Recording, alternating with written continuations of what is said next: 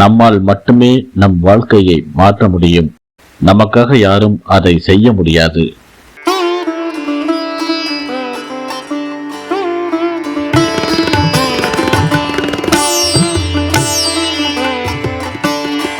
கிராமத்தில் பிறந்து வளர்ந்த மணி தன்னுடைய கல்லூரி படிப்பை முடித்தவுடன் வேலை தேடி நகரத்தில் உள்ள தன்னுடைய மாமா வீட்டிற்கு சென்றான். மாமா வீட்டில் தங்கியபடியே தினமும் காலையில் இருந்து மாலை வரை ஒவ்வொரு இடமாக சென்று வேலை தேடி வந்தான்.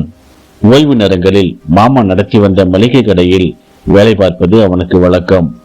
மாமாவும் அத்தையும் மதியம் உணவு சாப்பிடுவதற்கு வீட்டிற்கு செல்வது வழக்கம்.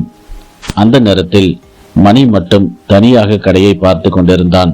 அந்த பகுதியில் இருந்த இளைஞர்கள் மணிக்கு பழக்கமானார்கள். அவர்களோடு சேர்ந்து ஞாயிற்றுக்கிழமைகளில் ஊர் சுற்றுவது அவனுக்கு வழக்கமாயிற்று. மணியின் நண்பர்கள் மணிக்கு புகைப்பிடித்தல், போதைப் பொருளை பயன்படுத்துதல் போன்ற தீய பழக்கங்களை கற்றுக் கொடுக்க ஆரம்பித்தார்கள். முதலில் தயங்கியபடியே இந்த பழக்கத்தை ஆரம்பித்தவன் பின்னர் தயக்கமே இல்லாமல் தொடர்ந்து இந்த பழக்கத்தை கடைபிடிக்க ஆரம்பித்தான். இதனால் அவனுக்கு நிறைய பணம் தேவைப்பட்டது. மாமா அத்தை இருவரும் வீட்டிற்கு மதிய வேளையில் உணவருந்த சென்ற பிறகு மணி தன்னுடைய நண்பர்களை வரவழைத்து 50 ரூபாய் 100 ரூபாய் நோட்டுகளை கொடுத்து அனுப்புவது வழக்கமாக கொண்டிருந்தான். இதை அத்தை ஒரு நாள் கண்டுபிடித்து விட்டார்.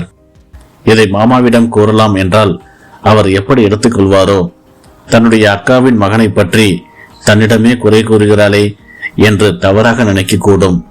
இதை நாமே சரி செய்வோம் என்று மனதிற்குள் நினைத்து கொண்ட அத்தை மறுநாள் மதியம் கடையில் தான் இருந்து கொண்டு மணியை வீட்டிற்கு சென்று உணவருந்து விட்டு வா என்று அனுப்பி வைத்தார். அந்த நேரம் வழக்கம் போல் மணியின் நண்பன் கடைக்கு வந்தான். மணிக்கு பதிலாக அத்தையை கண்டவுடன் அதிர்ச்சியுடன் மீண்டும் அங்கிருந்து அவன் புறப்பட தயாரானான். அவனை தடுத்து நிறுத்திய அத்தை அவன் கையில் 100 ரூபாய் நோட்டை கொடுத்தார். மணி உன்னிடம் கொடுக்க சொன்னான், நீ இதற்காகத்தானே வந்தாய் என்று அத்தை கேட்டார். ஆமாம், நான் இதற்காகத்தான் வந்தேன் என்று கூறியபடி அந்த நோட்டை பெற்றுக்கொண்டு மணியின் நண்பன் அங்கிருந்து சென்று விட்டான். அன்று மாலை வழக்கம் போல் மணி தன்னுடைய நண்பர்களோடு சேர்ந்து பேசிக் கொண்டிருந்தான். அப்போது மணியின் நண்பன், இன்று மதியம் நான் உன்னுடைய கடைக்கு வந்தேன். அத்தை 100 ரூபாய் நோட்டை கொடுத்தார். நீ தினமும் அத்தைக்கு தெரிந்துதான் 100 ரூபாய் 50 ரூபாய் நோட்டுகளை எடுக்கிறாயா என்று கேட்டான்.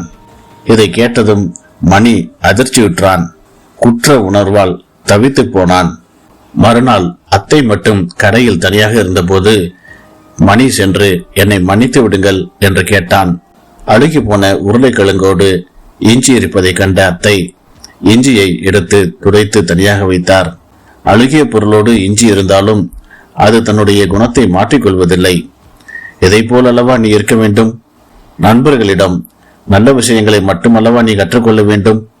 நீ மனம் மாறுவாய் என்று நான் நம்புகிறேன். நீ ஒன்றும் கவலைப்படாதே. இதை நான் உன்னுடைய மாமாவிடம் கூற மாட்டேன். தைரியமாக இரு என்று அத்தை கூறினார்.